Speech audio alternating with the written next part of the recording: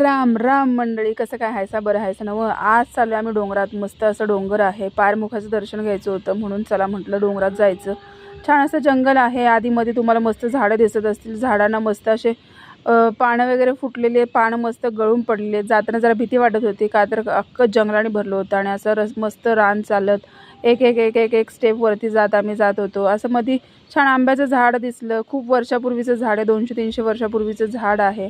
आणि हे बघा, हे असं फूल आहे आणि त्याच्या आतमध्ये मस्त असं शेंगदाण्यासारखं असं पीस असतो. तर आम्ही लहानपणी खायचो, मजा यायची ते खाऊन.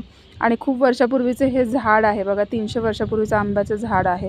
त्याच्या आधीचंच असेल, पण मी असंच सांगते कारण की ह्या आजोबा पणजोबा यांच्या काळातले असे झाडे आहेत आणि छान असे आंबे आलेले होते, कैऱ्या आलेल्या होत्या. तर कैरी आम्ही तोडली आणि मामाने माझी छान अशी कैरी कापून दिली होती. मस्त आंबट चव, छान गोड आंबट अशी चव लागत होती खायला.